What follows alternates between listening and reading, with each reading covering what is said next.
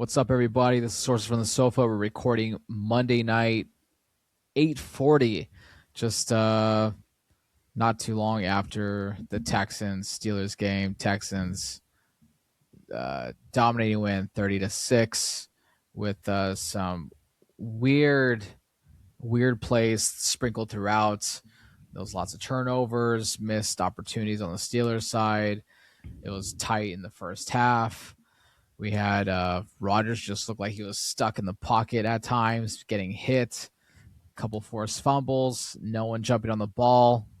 We have a fumble recovery, back for a touchdown, and then I think, was it Rodgers' last throw becoming a pick six? Yep. So what a way to go out. The second half just looked really terrible. And then the first half, both teams, rightly so, should have been disappointed with missed opportunities on both sides. So tough way to go out. Lots of conversations whether Tomlin's going to be back or not. Same thing, is Rodgers going to be back in the NFL or not?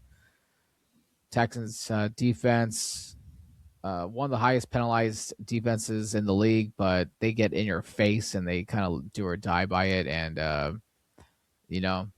I ain't mad at it, man. Both their safeties, corners did really well. Got in Metcalf's and the receivers and Gainwell's face. Got really aggressive. It was ugly, to say the least.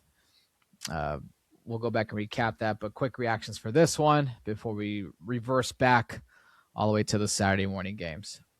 Well, I know it hits you hard, Rome, because you're here at the top of the show saying times and everything. I don't know if you're trying to get an FM radio job, but we're recording at 8:40, 20 before top of the hour here on Sources from the Sofa. It's funny you said that because actually a radio station hit us up for some potential Super Bowl stuff. So I don't know. Well, there you go. I mean, just getting ready to hit the hard network out. Make sure we get this segment going before the top of the hour right now. But yeah, the defensive struggle of this game for you, Rome.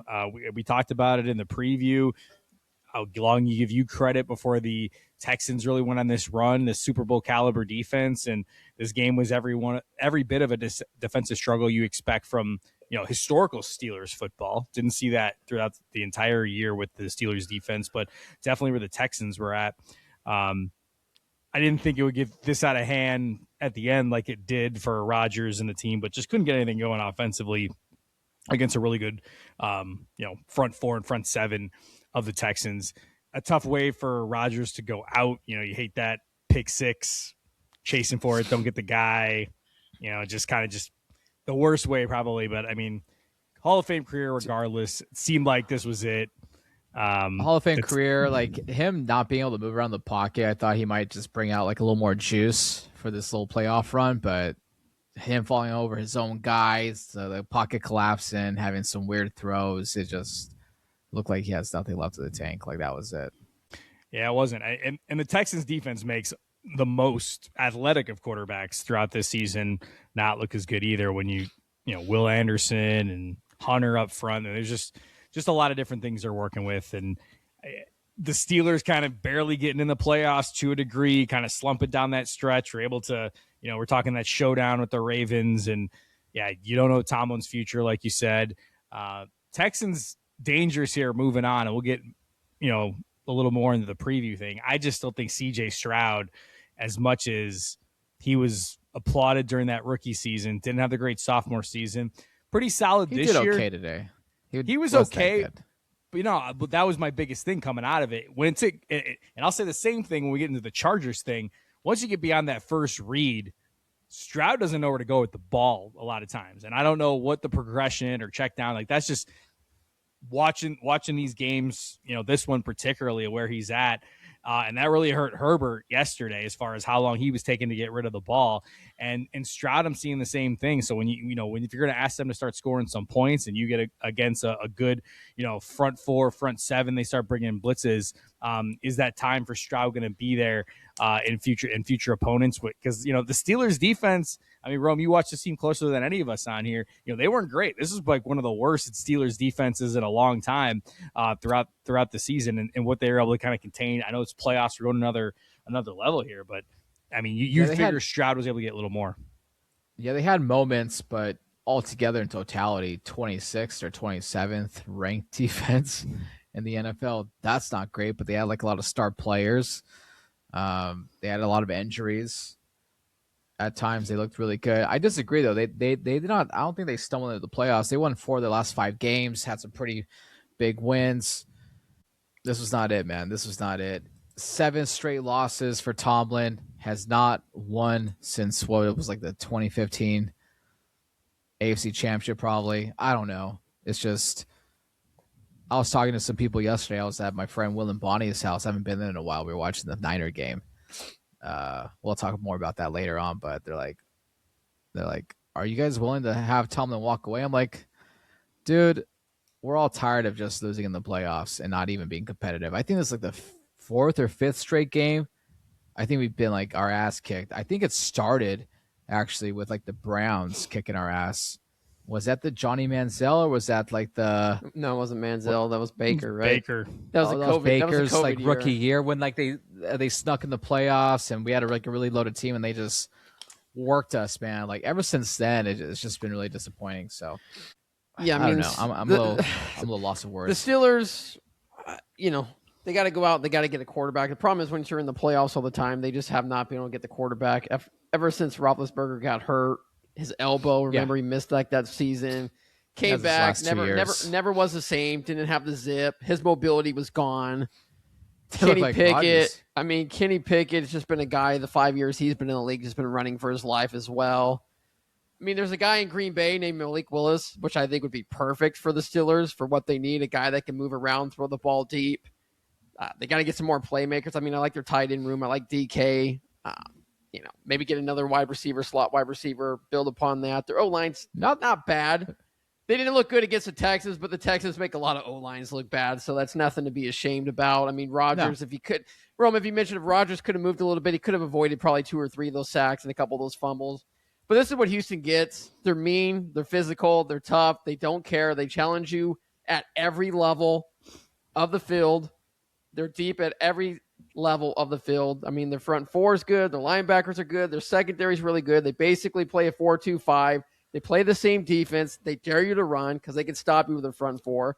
They dare you to throw because their guys can cover, and they can get after the quarterback by just bringing 4. I don't think the Texans blitz, but maybe a handful of times in this game. It was disguise blitz, Yeah, the Steelers just never could capitalize on it. I mean, it was a game that I thought was going to happen, which, the Texans, going back to Jaeson said, I mean, C.J. Stroud did not have a good game. I thought, a lot of the mistakes were just not paying attention to the ball getting snapped to him, kind of trying to see where the pressures were coming because the Steelers were showing a lot of, 6-7 man fronts, seeing who was going to blitz, who was going to drop back. Kind of threw him off his game, but I thought in the second half, at least late third, fourth quarter, he made some big third down throws to get to extend drives that eventually, they got a field goal and then they got the 2 touchdowns. But Steelers up and down all year. I mean, their defense, we saw them, 5-6 weeks ago, Buffalo rushed for over 200 yards. We thought they were done. And then the last 4 weeks, they've had the number 1 rush defense in the league, giving up less than 75. It's amazing that they stopped Detroit to only 15 yards rushing, given how good of a running team they were. But Houston was able to run the ball down their throat consistently. And then they got big chunks. It was a big chunks at a time. And then Kirk had a huge game. Nico Collins goes out in the third quarter of a concussion. We'll have to see what his availability is for this upcoming weekend game against the Patriots.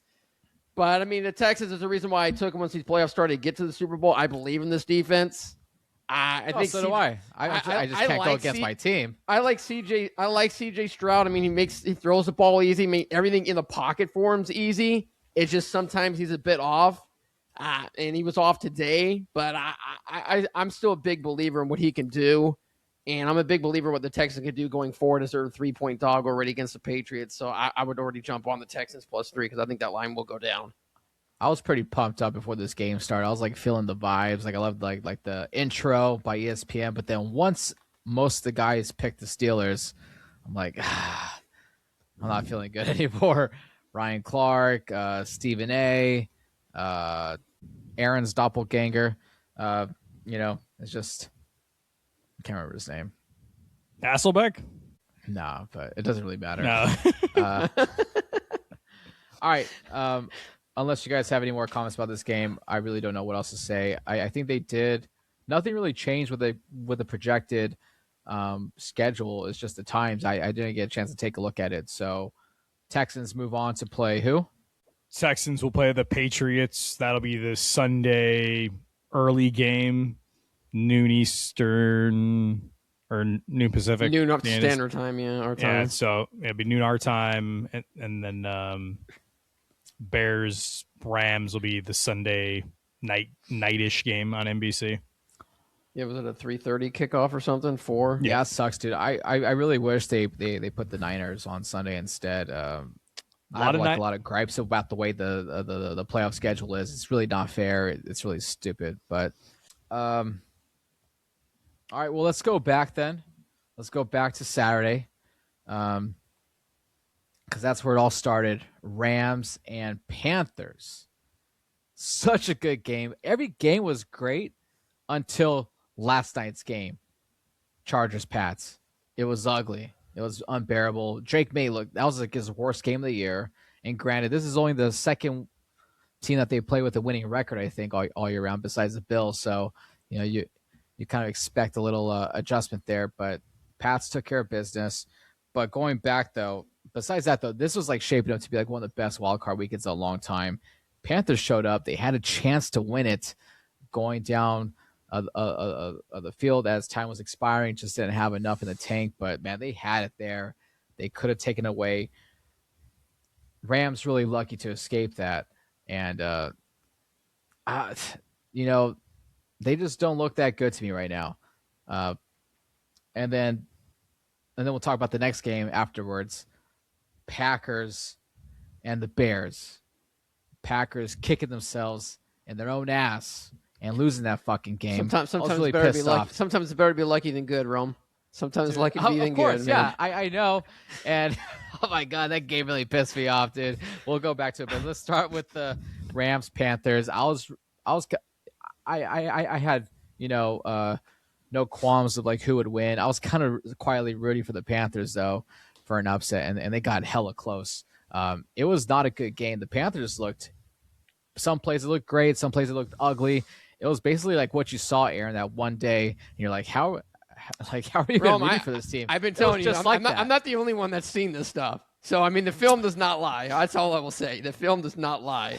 Even the broadcast were saying like, oh wait, like one drive they're good, one drive they're bad. Like, pick a fucking side. I mean, you guys have a chance to win. I guess the good thing for Saturday, we'll touch on it. One of Jason's two teams, Rome, as you mentioned before these playoffs, did advance. So that's a good thing. They didn't both get eliminated on Saturday. Jason's two teams.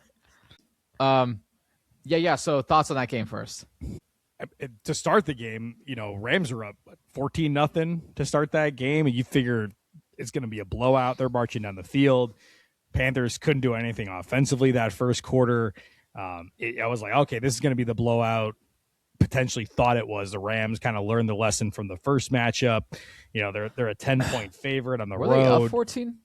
They're up 14-0 to start that game. Okay. And so, like, I was initial because I'm pretty sure in the picks I picked Rams to cover that 10, and Aaron had the Panthers to cover on that, and I'm like, okay, it's going to be runaway, but it didn't turn that way. Just the Rams, all this, because the Puka Nacua was killing the Panthers in the first two drives. I mean, it was getting uncomfortable at a certain point. It's like they can't do anything to stop this guy.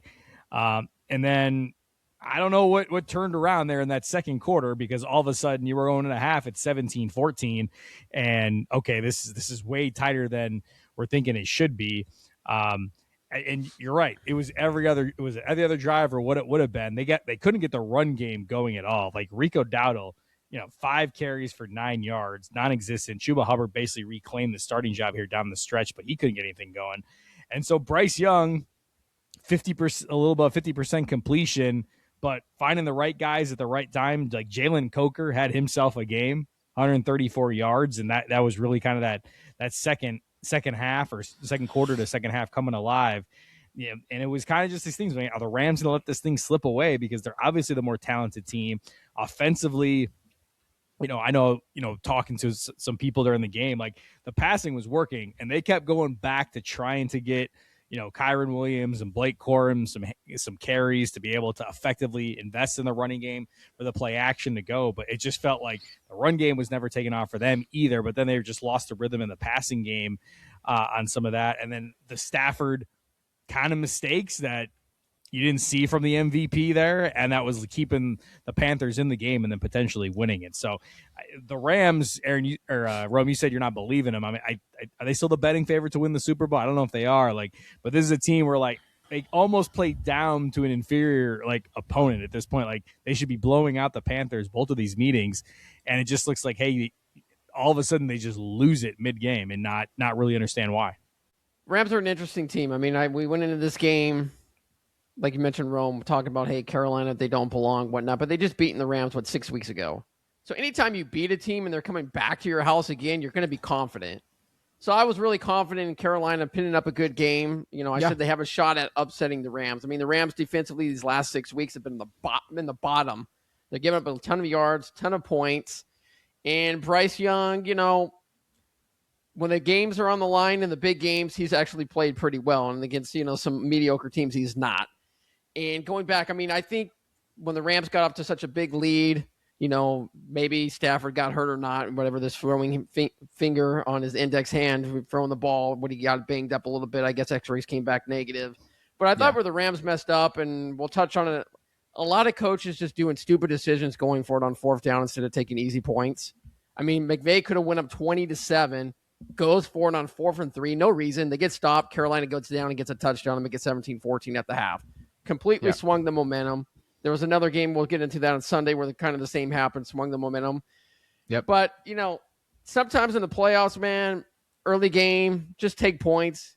You got momentum. Your defense is controlling it. Instead, now you give another team life.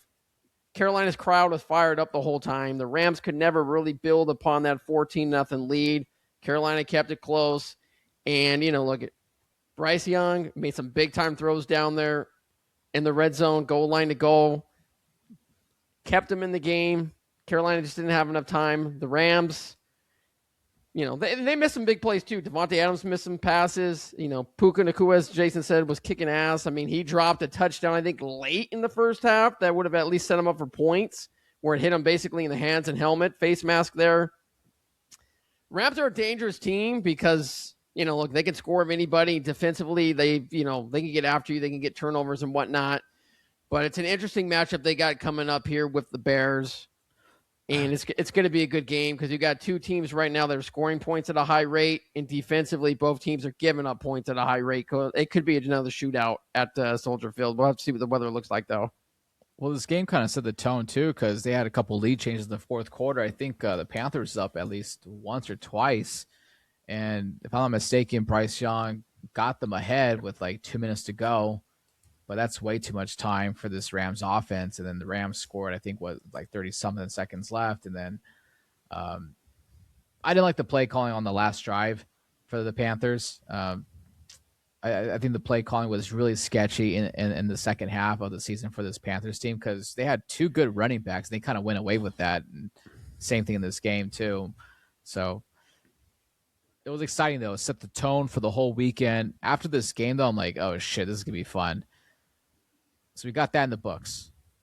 We go on to Saturday night. Epic night. My daughter was pumped up watching the game. She picked the Packers herself. I didn't tell her about anything. Well, she was sending Jaeson direct messages. So that's what I heard on the text messages. Well, she asked what are the guys going for on the podcast? Well, Aaron's team is the Packers. They're called the Cheeseheads. And she's like, what's their mascot? I'm like, I don't know. It's fucking cheese, dude. I don't know. They don't have a mascot. And she's like, and then the other one's the Bears, right? I'm like, yeah, that's Jason's team. And she's like, oh man, they're not doing good. I was like, you want to send him a message? That's what she sent you the message. And then at the end of the game, she's like, Jason's team won. I'm like, yeah.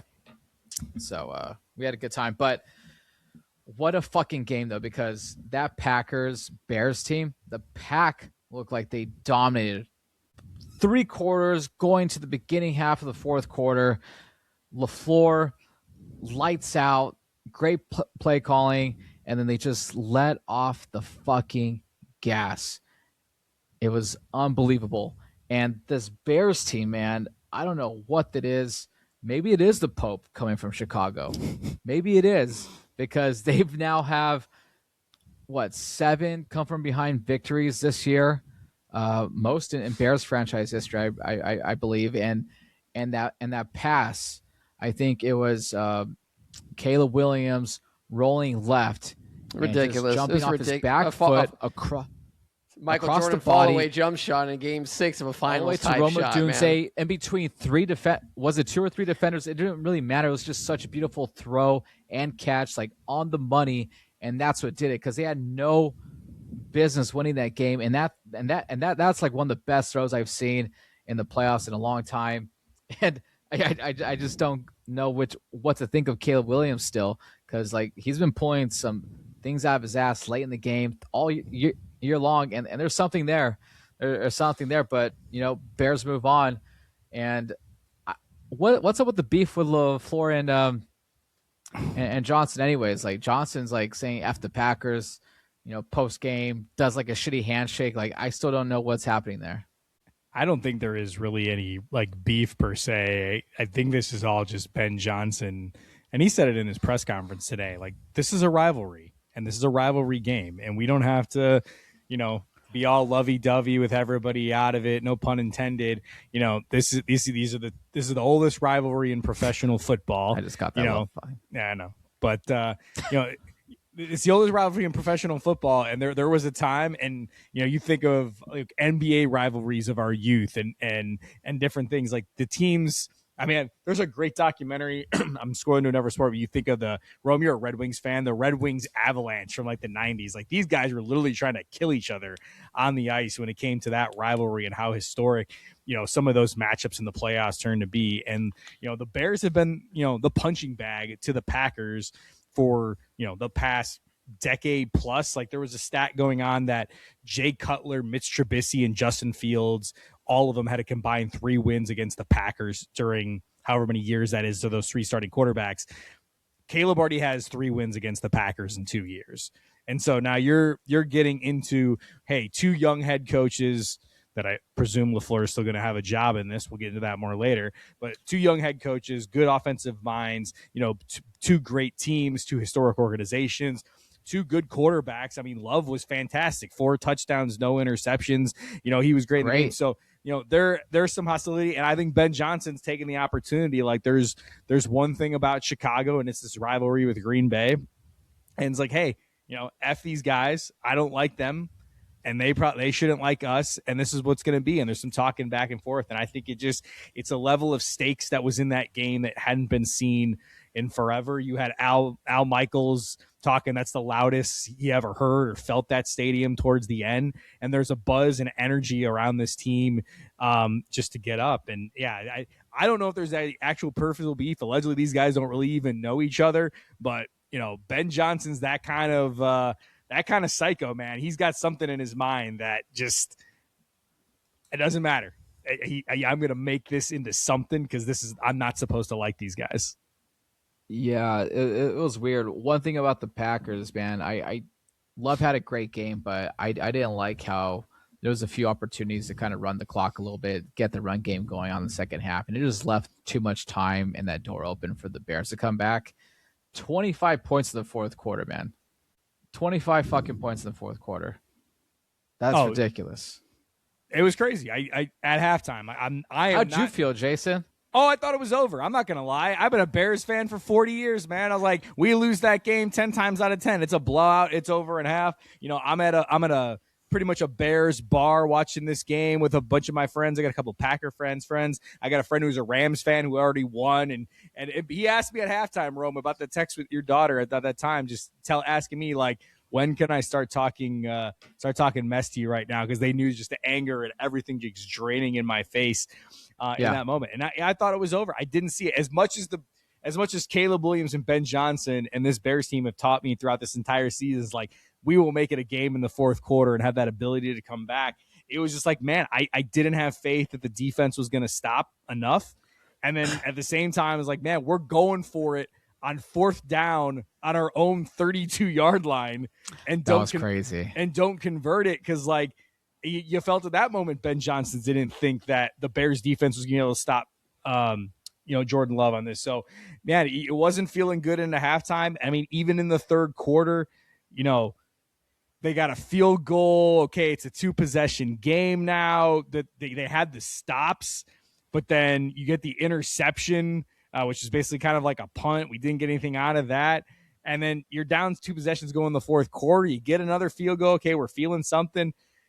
They punt again. The Bears score the touchdown. I would say when it was 21-16, I'm like, all right, man. Like at that moment, I was like, I felt there was something there. We made the stop. Agree. We got the touchdown, and then the Packers come right down and score. And I think it's was it Matthew Golden's first? Golden had a great game. It was. He was really good. I mean, that was his kind of coming out game.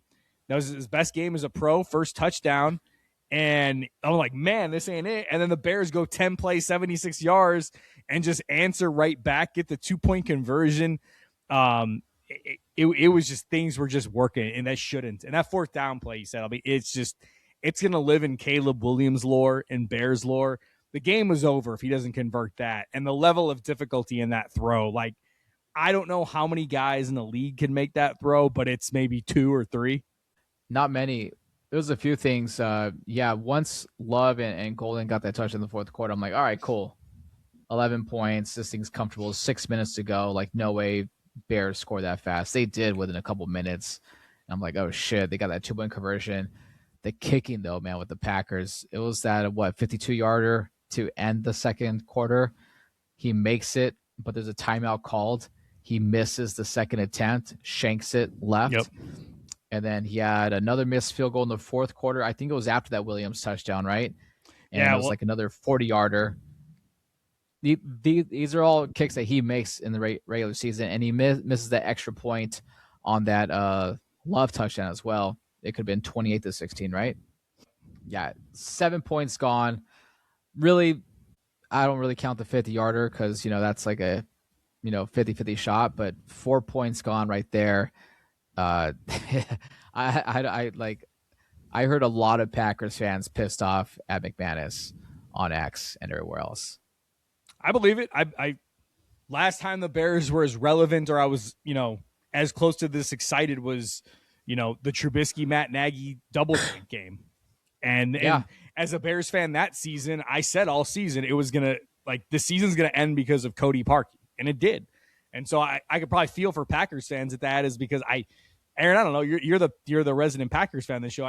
I was hearing throughout this game that Packers fans were iffy about McManus the entire year. And so I think they had those doubts creeping, throughout this game that he's going to cost us this game. Because some of those kicks were just crazy taking off. And I don't know if it's the wind and he just doesn't play it. I mean, I don't love Cairo Santos, the Bears kicker, because he's got really nothing beyond 45 yards. But he knows how to play the wind, man. He's like the great putter. He knows the lie. He's not going to be the bomber, but he's not going to play the wind to get in there. And McManus, it just wasn't there. And yeah, I think that was obviously a huge factor in the game when you're taking, 7 points off the board between the extra point and 2 missed field goals? Yeah, I mean, he made that field goal. Well, they called timeout to end the half, right? On that 51-yard field goal that he made, timeout right before. He comes down and misses. I mean, 51, windy conditions, shoulder field's tough. The extra point, no excuse. The 44-yard field goal, no excuse. I think the big thing for me when I look at why the Packers lost this game, I'm going to put this loss on Matt LaFleur. Because the second half offense, play calling early sucked. Like Rome mentioned, they did not have they took the foot off the gas pedal.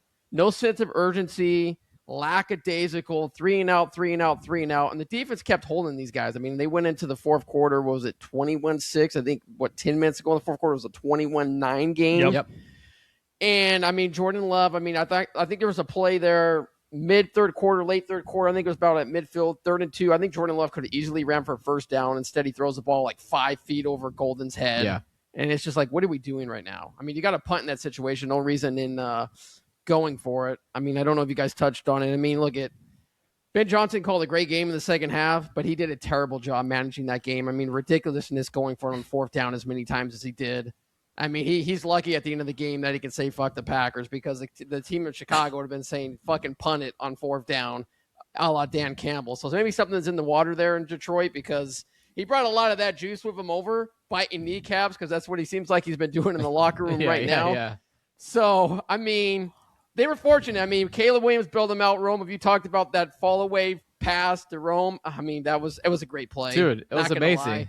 I mean, watching that play, I just looked at myself and I just laughed. It was just like, you got to give it up to him. That's a great play. It got my daughter to throw her Barbies down. Like, Dad, do you see that catch? Like, that's how good it was.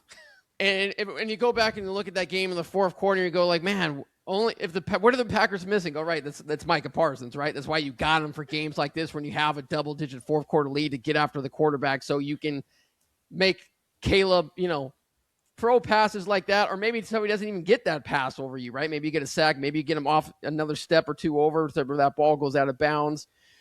I know for the Packers, you guys have been asking, where's been Golden all year, Matthew Golden? Well, he showed up. I think they found something. He looked great. They found something, and maybe that's something for them to build on. They'll 100%. get Tucker Kraft back next year. Green Bay, I think Matt LaFleur is going to be back. I mean, I think there's already talks about, contract extension. It's going to get done. It'd be stupid to get rid of him. He'd be the number one coach on the market right away. The wording was kind of weird, though. Like, they're going to try to give an extension. I mean, it's 1 year. It's 1 year left. I mean, for all intents and purposes, he's, it's lame duck status. You don't go into the final year without the extension. And then I saw Schefter on Sunday, tweeting out that Harbaugh's agent's the son of the former Packers president, and Harbaugh's got a home in the Upper Peninsula, and like all, just kind of rumor and innuendo. It wasn't really like straight reporting from Schefter, but like Schefter has not done any reporting this year. I don't know. I mean, that was where I think the wins. I don't think he's done any reporting since he's gone to ESPN after he left NFL Network. Let's be honest. Yeah, it's just all rumor mills from him now. Yeah, I mean, just definitely some agents working the phone with that potentially, but. Yeah, I agree with Aaron as much as Packers go fire LaFleur, because I think he's a great offensive coach. That'd be a plus for the Bears. But if they're smart, there's things to work on, because Aaron's right. For Ben Johnson, man, he would have been getting killed on some of these. He was 2 for 6 on fourth down. The one Aaron we already talked about. Was he go for what was it, 4th and 6 when he went for it on his own 32? 32. That was just wild. Yeah, I was like, I mean, what are you doing? That was my mindset, where I was like, as the Bears fans right now are like, hey, we got this fourth quarter magic, which we do. But that was the call to me going into halftime, was like, Ben knows the defense is cooked. Like, he just knows he has to go for it. If this is what he's saying on our own 32, that we can't get it in 3 downs on a first down, and we just have no hope for the defense to stop them. So, but is that, was that sending the message to the defense like, man, y'all better step it up here in the second half? Because they did. A little help probably from the Packers offense, if you're going to get the Packers fan in that. But I mean, all in all, I mean, the whirlwind of emotions, just wild in that game for where it was at, and the inevitable for the Bears. Romy talked about just what Caleb Williams is. He throws for 363 yards, still like 50% completion. But he's playing the quarterback position maybe a different way that we're not used to, because for a decade plus now, it's about like completion percentage. But like, this guy hits throwback. He's kind of a throwback. He hits the big play, but then also doesn't turn the ball over. I know he had 2 interceptions in this game. One of them basically was a 4th down punt that the Packers guy, I don't even know why he caught. And the other one was a clear miscommunication from Luther Burden, not running the post and keeping it into a fade. So it was the most interceptions Caleb's thrown since like week 2 or 3 of being a starter last year. So he hits the big play, but hasn't made the big mistakes throughout the season. And so, yeah, right. It's a throwback, but it's a throwback that doesn't get you kind of the turnovers that you generally get. For the Bears, though, going into next week, and we'll probably talk about it more, I don't think the Rams are a team you can trifle with getting behind. Like, the offense does need to show up in a first half at some point, probably like it did during that Niners game. Because I don't know about coming back that much on a Rams team that's got a ton more talent offensively. And, for all intents and purposes, probably definitely a better coach than Sean McVay. Yeah, McVay's the best coach, I think, in the NFL. What? Yeah, I mean, the one thing the Rams McVay's better do have a problem with too. I don't know if he, Yes, he's got that Super Bowl over Ben Johnson, but I'll live or die with Ben right now. Yeah, well, I don't know if I would live or die for 4th and 6 on my own 32 when the game is. I get your defense is playing bad, but you don't give another offense that's rolling a short field like that when your defense is playing that bad. You got to punt him back down inside the 20, 25 yard line and make him at least drive the length of the field. look at the Rams special teams. Their kicking game is terrible. Their special teams have been bad all year. Remember, they just fired their special teams coordinator like 2-3 weeks ago, and they've not gotten much better. So their kicker's not great coming into that game. It's going to be tough for them. Rams going to need to get touchdowns. The Bears, I mean, defensively, we touched on. Look, I think Green Bay let them off the hook. I mean, they were blitzing a ton there, man-to-man coverage. I think Green Bay could have taken advantage of it. If they do that with Puka, Devontae Adams, I believe the Rams will. But again, we'll see what the weather looks like. It's going to be, I believe, around 4 degrees. It's going to feel like a -8 factor. That's what they said so far. Caleb Williams, I think Bears fans, we'll see if he ever gets it cleaned up. I think Caleb Williams makes a spectacular play, but he still misses a real easy throw sometimes. And I just got a feeling there's going to be a time in this playoff where he makes the play like he did against Green Bay, falling backwards, and where he misses a wide open touchdown that would win a game that's going to end up costing you him know the who game. was kind of like that? Cam Newton. He was reminding me a lot of Cam Newton. I can see that. Yeah. Any last comments from this game? We'll talk a little bit about the Rams game, though, but I think that's going to be really good. I think it's going to be really good. Rams going to a really cold Chicago Bears stadium. I'm not going to use the Bears hibernating analogy anymore for this season. They're definitely not hibernating right now. That game was special. This season for the Bears has been special with the fourth quarter comebacks. The Green Bay trilogy, though. I mean, I obviously have, as a Bears fan, had the upper hand in the 2-3, but those are 3 of the more entertaining games you'll probably ever have with the way those have ended. Crazy stat of those 3 games. The Bears never had an offensive snap where they were in the lead in any of those 3 games this year. No, they were. Not only that, they were dominating the first half of all 3 of those games. But they scored a grand total of 6 points in those first 3 games, first half combined. Yep. So, Aaron, you made an interesting comment because you used to say LaFleur was the top 3 coach in the NFL. How do you feel about him now? I'm still big on Matt LaFleur. I mean, I would be happy if their defensive coordinator got a head coaching job. Maybe get him out of there. I think he lost all opportunity of getting that. I don't know why he was even being brought up for getting head coaching jobs. But I think one thing I'll say about Matt LaFleur, what I've noticed a lot of his times with his teams, is they don't have that killer instinct. Like they just don't have that drive to pit teams away when it seems like it should be there. Like they should have beaten the Bears by double digits easily in this game. Should have been, it was 21-3 at the half. They should have honestly won like 31-20, something like that. I think that's where I kind of capped that game to be out to begin with. No reason they should have lost this game. I mean, their defense gave up, 9 points for 3 quarters. I mean, Caleb Williams, like we said, he made some great plays. But, I mean, Ben Johnson basically delivered that game on a silver platter, going for it on 4th down multiple times. They could have kicked field goals. They got – how many turnovers on downs did they have on the 4th down? What'd you say? They were 2 for 6, Jaeson? Yep. Yeah, 2. Plus, Caleb had 2 picks. Yeah, I mean, it's a game when you look at it, like you win the turnover battle, you won the 3rd down battle, you won the 4th down battle. Kicking game hurt him, obviously. But I think Matt LaFleur's got to keep the aggression and keep attacking, right? What's the old motto? Like, hey, I'm up 40-0. I want to be up 50-0. I feel like he lacks that. And I think that's where the Bears kind of were like, hey, you know what? We don't care if we're down 20. We're going to keep fighting. We don't care if we're up 30. We're going to beat you by 60. I think that's what his teams need to kind of adjust and get that attitude going forward. Well, funny thing, LaFleur was on that Atlanta team that gave up that Super Bowl to the Pats. The same thing with Shanahan. They have something in common. Maybe it's that whole Atlanta tree, but, what do I know? I do want to recap the Chargers-Pats game before we talk about the other 2 games because the Pats-Chargers was just bad. I really don't have much to say besides Herbert. Not a great game, but the guy is big. He had no protection. He was running all night. Pats wasn't a great game, but the defense stepped in when they had to. Drake made his worst game, I think, all season long. Maybe not all season long because he kind of came into his own this year, but he really came through with some really well-timed runs. That was really beneficial. 16-3, though, such a low-scoring game. Thoughts on that real quick? Yeah, Herbert obviously was getting beat up like no other. The offensive line's been a question the entire year, but I mentioned it a little bit at the beginning, and I saw the stats out there for I think Pro Football Focus had it for how long it was taking him to throw. Like average, like 3.43 seconds, I think was the average that he had. And so holding the ball too long. My cousin's a big Patriots fan, lives in Boston. I was texting with him throughout the game, and he was commenting just the Patriots, really, he was proud of the secondary. And I think that was like really the key of the game. When you think you got Keenan, McConkey, Johnston, like there's some weapons there, but I guess no separation or whatever Herbert was looking at, whether the first throw was off and going through the progression like we talked through with Stroud.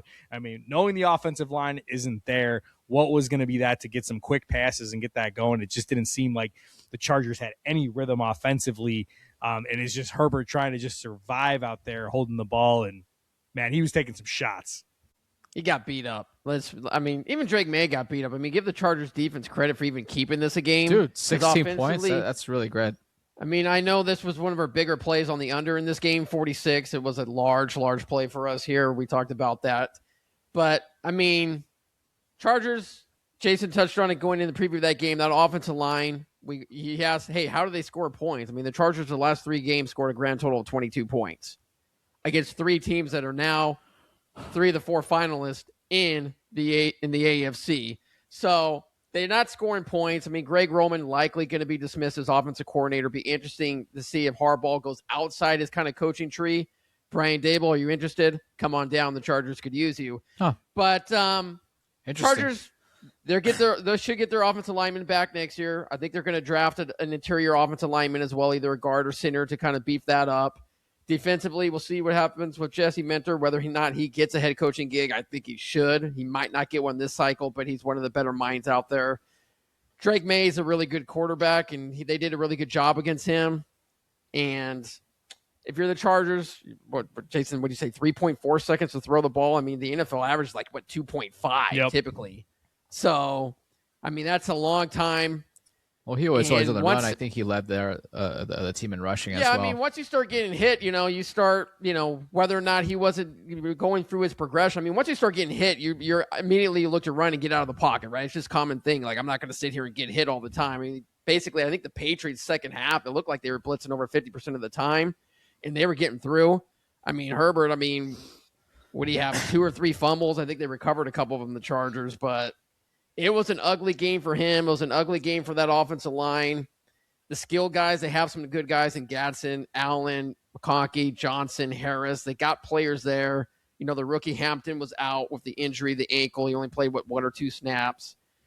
But if you're the Chargers, look, I mean, you got to get that offensive line fixed. You got 2 stud tackles that both got hurt. They weren't really, good on the perimeter with their tackles.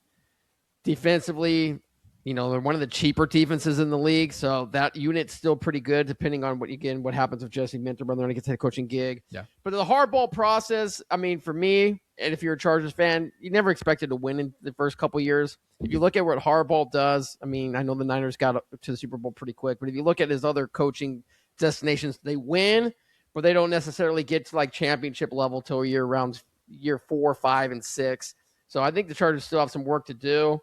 But, I mean, back-to-back playoffs for them, the Chargers would take it, but they've not showed out well in the playoffs. All right, so let's go to the other games on Sunday, which started off with the Bills and Jags.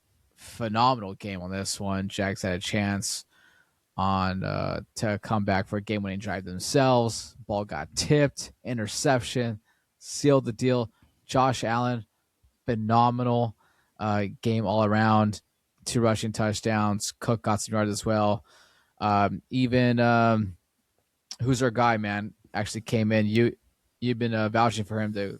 Keon Coleman got some big plays in this game. I think maybe just one play actually, but it was a big play down the right side for a big chunk. It was such a good game though. A slugfest. I know Romo was really big on the Jags. Was really heavily favoring them to potentially win a Super Bowl this year. You guys have been more on that line. I don't think so, but really good year from Lee and Coleman and team. I'm still not sold on their quarterback, Trevor Lawrence, but he's had a great year. It was just a great year all around, and I don't know, man. Bills, the old bull, came through. Yeah, that was one of the pretty sure I said in the prediction, we were high on Liam Cohen, questionable at the Bills defense, but this was going to be one of those games to me. I was not going to be shocked if Josh Allen just did everything he could to wheel him through. I don't know how many times he went to the blue medical tent in that game. It felt like after the drive was over, it was just like Twice? he just went straight to the blue medical times. I was like, I was like, did they even clear him? Like, I don't even know what's going on. Like, the Jacksonville defense was really taking it, to him at a certain point. James Cook, they were really getting him moving or trying to get him carries, but he was only averaging like 3 yards a carry. Didn't get a ton out of it. But the game was a struggle. The holes really quick. It was, and the game was just kind of a struggle back and forth. It was a really good game. Rome, as you talked about it, we had some great ones really all up until that Sunday night game, and this is one of them. There's something there with Jacksonville. Like, man, I think it sucks for them because 13-4 this year, considering where they were a year ago. Trevor Lawrence really made those leaps, but in this game, obviously the 2 interceptions, were pretty devastating to the final outcome. Didn't get ETN, super involved. He had some pretty good runs. I think he ripped off a big one. So did Tootin. But overall, I just, the Bills defense, I'll be honest, surprised me in this game. Like they really came to play and locked down some things. And Josh Allen, you're right, Rome, the veteran kind of came through, and if this is going to be his moment, I know there's critics out here, but he's got the playoff field to himself for his 2 contemporaries that have been kind of quote unquote in the way. Lamar and Patrick are not in the playoff. And so it exists the moment he can rise through. It's going to be the toughest possible route, just going to go on the road and go on the road and go on the road. But, I think it's going to be all on his shoulders right now of what this like playoff season will be for the Bills. Yeah, I mean, we talked about Josh Allen was going to have to put on the cape and be Superman, right? And he was in the fourth quarter. I mean, Jaeson, you talked about him going to the 10. I mean, talking about quarterbacks that got beat up. I mean, Josh Allen was getting beat up out there. I mean, Jacksonville was laying the lumber, dude. I mean, Buffalo got 79 yards rushing in this game. I think I heard an interesting stat. Jacksonville hadn't even let one rusher all year get more than 75 yards. Really? I mean, this defense is mean. They're brutal too. I mean, Jacksonville's a really good team. Yeah. I think I honestly, that's why the line reversed. I mean, it was a 3-point swing to Jacksonville being favored by 1.5, 2 points. I think Buffalo getting Jacksonville out of the field did the AFC a favor because I think Jacksonville is a really, really good football team. They remind me a lot of that 14-2 Chargers team that never went to the Super Bowl. This is a good football team with a good defense that can get after you and do a lot of things. I mean, Trevor Lawrence, but we touched on McVay. Liam Cohen had a chance to go up 10-3 in that game. They went for it. They get stopped. Buffalo goes down and goes up 10-7 at the half. That's a 10-point swing. Kind of really screwed Jacksonville there. Could have went up 10-3. I think they could have controlled the game and at least kept the lead, kept the pressure on Buffalo. But Josh Allen, I mean, he made a throw in the fourth quarter, I think, where an all-out blitz came. It was so good. And it was like a 40-yard dime to Brandon Cooks. And the corner basically cheated on the underneath route because he's like, no way this guy can get a 40 yards of this pressure. I mean, it was just a crazy, insane throw where he gets it before the safety gets there. Foot. Yeah. Yeah, you're just looking at it and you're like, man, there's only a handful of guys in this league that make that play, and Josh Allen's one of them, and that's why they won the game.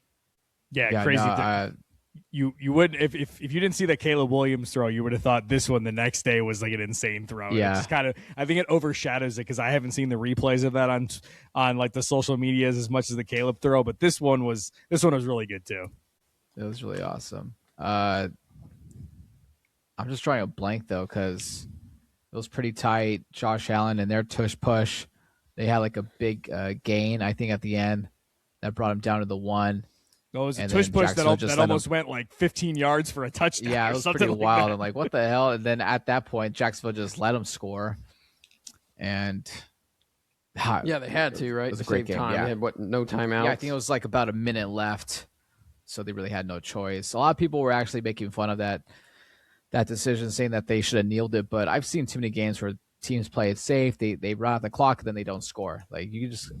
I'm in favor of at least scoring as soon as possible, but to each their own. Yeah, I mean, if it was a tie game, then yeah, you just take a knee, kick a field goal, you win it. But if you're down, you got to go up as soon as you can because if you get a holding penalty, a false start, and now it's all of a sudden 3rd and goal from the 5 or 6 of 20 seconds. it becomes interesting. So, yeah, I agree. Just take the touchdown. Jacksonville should give up the touchdown there. We'll see. I mean, Jacksonville, with the emergence of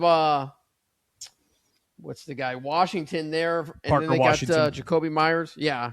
I think you're going to see like Travis Hunter probably transition more full time to defense now that they really look like they got their 3 wide receiver sets already. So I don't know, we'll see what he's coming back off the ACL. They were using him a lot within the offense, but now that you got Washington, Jacoby Myers, and Brian Thomas Jr., those are kind of your main 3 guys with Strange and Etienne. I think Hunter's probably going to play a majority of his snaps going forward, at least next year on defense, which will improve already a really good defensive unit. Yeah, I wouldn't be mad at that. I think the way they should be treating that to a degree is, to your point, Aaron, putting him on defense and then just figuring out a package with a play or two where you work him into offense, whether it's a decoy or, there actually is some things to run to it where it's small. I think doing both like full time definitely is not going to work. And if you got what you need on offense, which is a rhythm, I think you keep it there. I guess the only counter to that, like Brian Thomas Jr. had a pretty disappointing second year right now. Like, is he still the feature guy you want him to be as a number 1, or are they going to relook at Travis Hunter being the number 1 and maybe move on from Brian Thomas Jr.? I'm just speculating. I don't think there's anything to that because I like Aaron's plan better, but I would say overall, like, you were expecting more out of Brian Thomas Jr. considering how well the offense did like down the stretch. Yeah, I mean, it's interesting. Brian Thomas Jr. did not have a good year this year. He did get a touchdown this game. I think the thing with Travis Hunter, I actually think he's a better wide receiver than he is a defensive back, personally. Yeah. From what I've seen. I think so. But like we just mentioned, they've got 3 really good wide receivers, and they just paid Jacoby Myers a 3-year, $60 million extension. I don't know what Parker Washington's contract looks like, but Thomas is in the second year of a 5-year, rookie contract. So we'll see what they do. And they got Strange, a good tight end. They got the 2 good running backs. I mean, they're really a team that's loaded for the future. If you look at what their team's roster is built, they're not really paying anybody a lot of money outside of Trevor Lawrence at this point. I do want to give one shout out to the Bills defensive coordinator. They were really tightening up in the second half of the season. I think they've been playing really, really well, and they had a hell of a game plan in this game. So I'm really curious to see how they move forward in. I like them, man. They just have a puncher's chance in every game. So that's all you can ask for. Well, you got them in the Super Bowl against the Niners, Rams. So we'll be fading you on those picks all this week and next if those teams advance from. All good, man. All good. Last game we'll cover for the wildcard weekend, 49ers, Eagles. Another great epic game.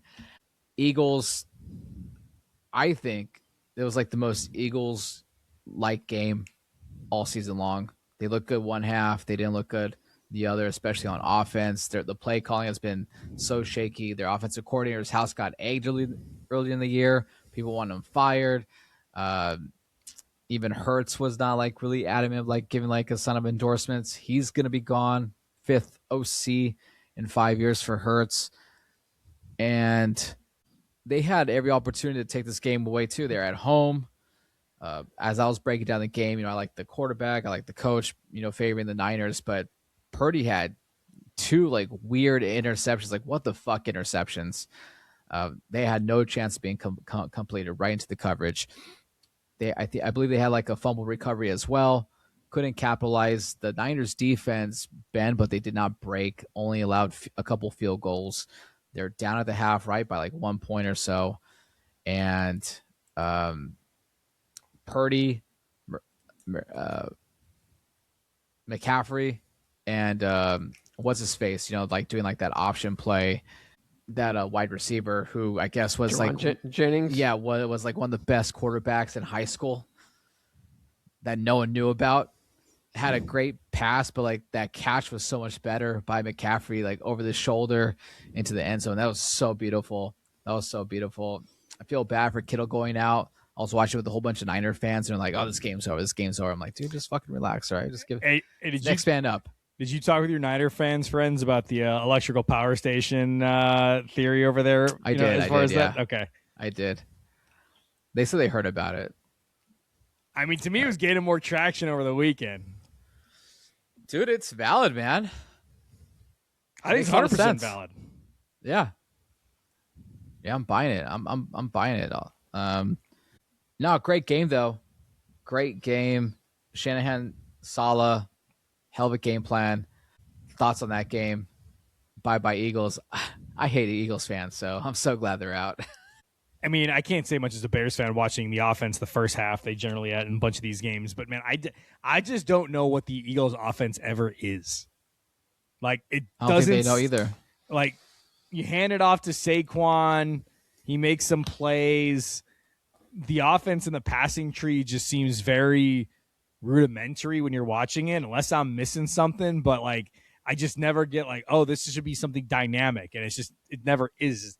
And then we spend constantly so much time talking about A.J. Brown and, Sirianni. Like, what was it, in the first half? Sirianni's yelling at A.J. Brown or whatever, but then they're cool. But then A.J. Brown, a crucial drop, when they two needed big him. drops in the fourth quarter. Yeah, when they needed him the most. And so I don't know. It's one of those like dysfunctional things that just works. And so you live with it until it becomes like so much where it's not successful. And I just never know. Like, I think Jalen Hurts is good, but then sometimes I just don't know. Like, maybe he's not. I don't. It gets in the way. I don't. He is averaging 4.8 yards a completion in that game. Just like I can't even stretch. It was the really field, windy really. though. It was like 29 miles per hour at one point. I was, thought his passes though in the fourth quarter especially were like right on the money, and no one could catch him. I'm not sure if it was too much, if it was too windy. But you're right, Jalen Hurts, like, is he good? Is he bad? But he definitely comes through in the clutch, and I don't think this game was on him at all. I don't think so either. I mean, I know way too many Eagles fans, and you mentioned the offensive coordinator. That's who they're blaming. I don't know where it falls into Sirianni. Guy wins a Super Bowl last year, and he's just constantly on, the hot seat. And it's funny too, where we talk about these coaches that are on the hot seat, whether it's LaFleur or Harbaugh gets fired and stuff, and these guys are like the number one coach everywhere. I saw an interesting thing, like all these guys get fired or are going to be fired. They're the number one candidates. If Sirianni got fired today, no one would want this guy. No one even hire him as an OC. No, but he won a Super Bowl last year. But he knows how to manage, like you said, bad, like I don't know, guys that don't fit in, but he somehow makes a puzzle fit, right? Was Sirianni from before? Fit. Was he on the Indianapolis? Colts? Yeah, Indianapolis. Because he's good buddies with Frank Wright. Yeah. So, and I think he's buddies with Phillip Rivers as well. I heard they talk or text once a week as well. But yeah, I mean the OC is going to be gone in Philadelphia, and you guys said Jalen Hurts. Is Jalen Hurts good? If you give him a good OC, he's good, right? Yeah. You give him Shane Steichen, he's an MVP. You give him Kellen Moore, he's pretty good. Yeah. You give him whoever this guy is and the other guy before that, and he's below average quarterback in this league. Yeah, they've had really two good OCs, and they've gone to the Super Bowl both times when they had a good and OC. Both head but coaches it's only been now. 1 year. They're doing pretty good. And then they leave, and it's a rough year. They just never had an identity. They had so much more talent than the Niners, but the Niners just play with the passion, with unity. It was a great game.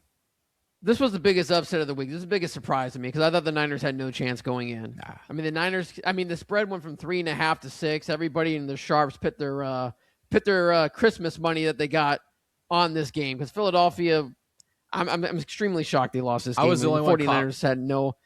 49ers had no business winning this game. I'm actually glad the 49ers won because I think they're a huge, huge fade next week. I think Seattle's going to blow them out.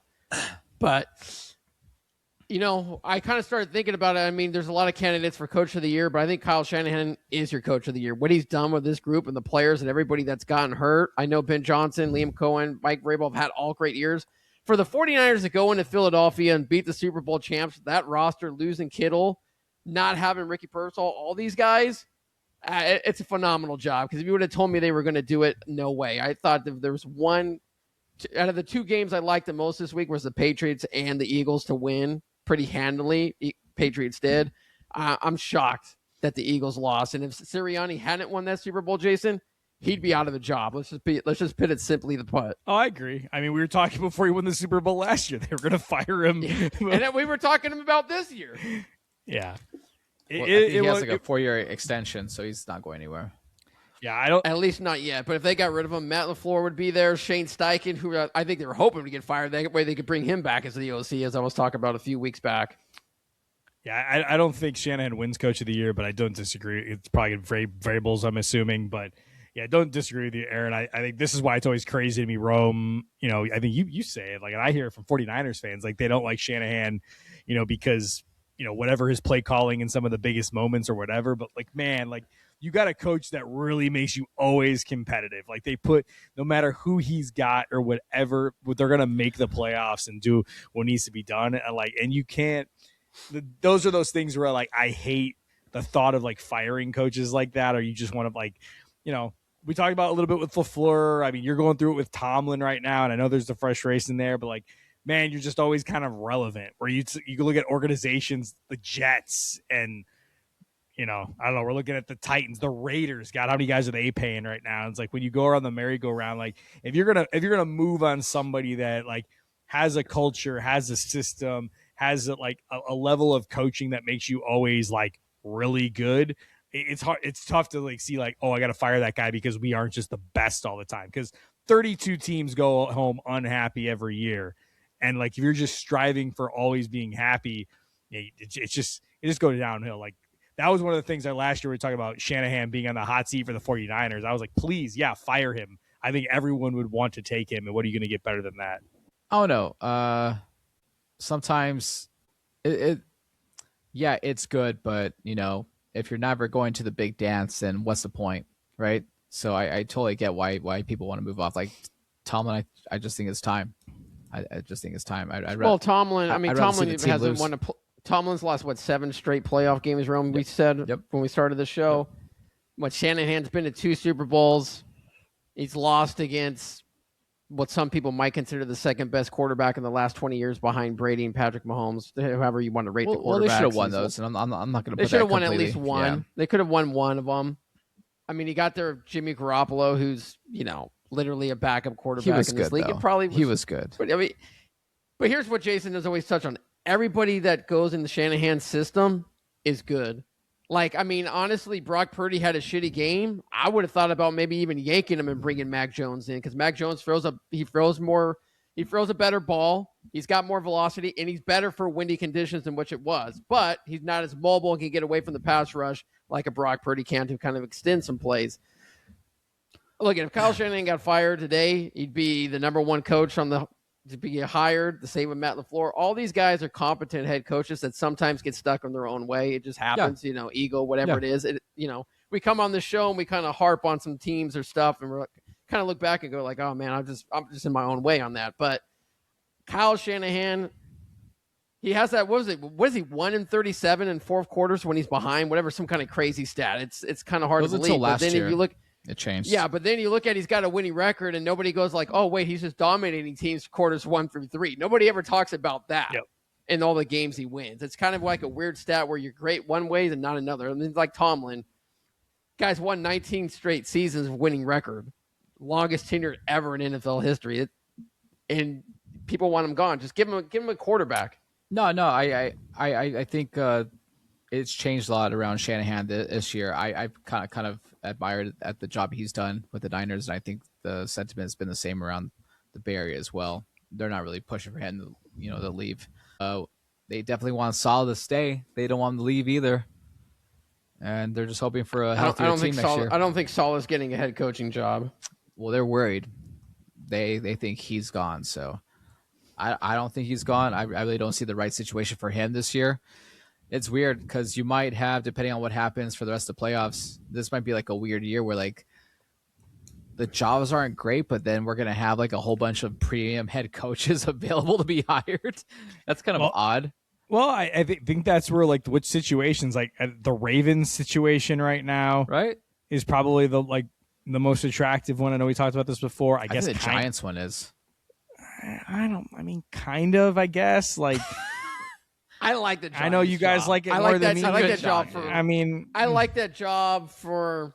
I think maybe they go hardball, man. I think hardball goes there. I think they want that Tom Coughlin type feel, young quarterback, good young defense. It feels like there's vibes there.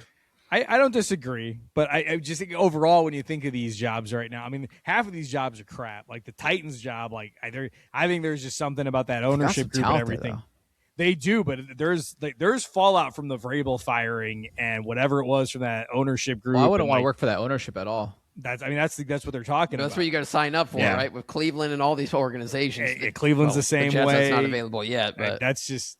I don't know. There's questions. So yeah, if Tomlin leaves, that would be a great job because at least the ownership's going to have your support no matter what.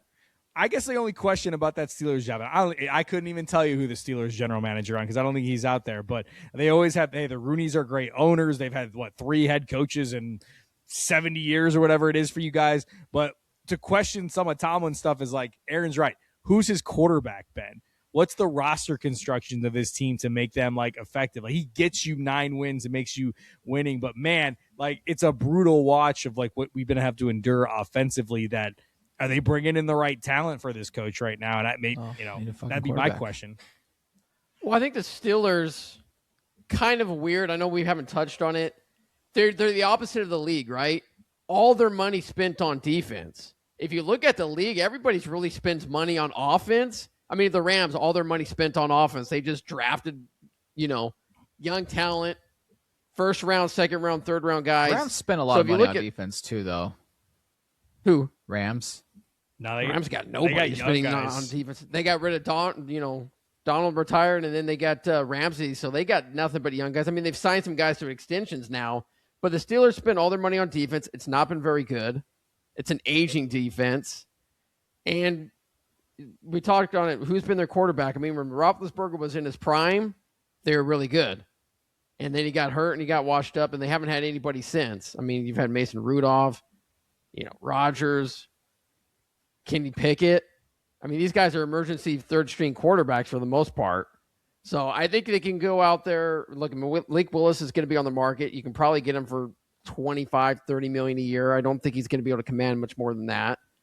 That's crazy for Willis right now. That's what I think it's going to cost to get him. I mean, he's shown in the 2 years under LaFleur and 5-6 starts that he's looked really, really good. I think you're buying him more than everybody else. I'm buying him high. Well, then you guys could keep him, and then we'll take Love. How about that? I'll do the swap. Yeah. I mean, you saved the money for it. Yeah.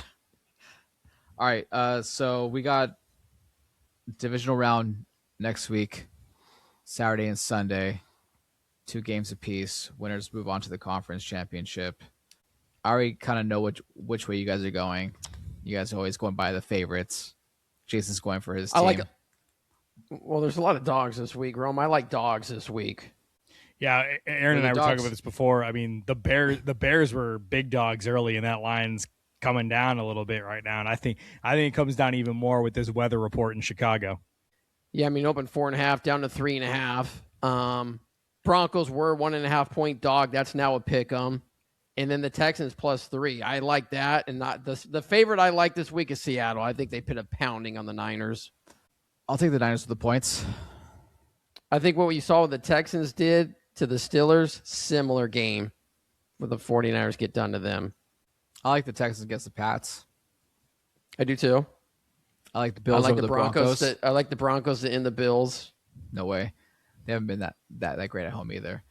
And then I'm just going with the Rams to upset the Bears. The Rams are the favorite, Rome. I know they're favorite, but it's gonna be cold and it's in Chicago. Rams might still win, but if you can get, if you got the original line at 4.5, I really like Chicago at 4.5. Too many points right now for the Rams that are traveling back to the Midwest, East Coast 3 times in 4 weeks. It's brutal stretch for them. It's going to be a close game, I think. Brutal. All right, I'll do it. Let's see. By the way, man, I can't remember before we go. I forgot who I was listening to, but the Packers playoff woes over the last 10, 15 years, it's been devastating loss after devastating loss, blown leads, Kaepernick, the Niners especially.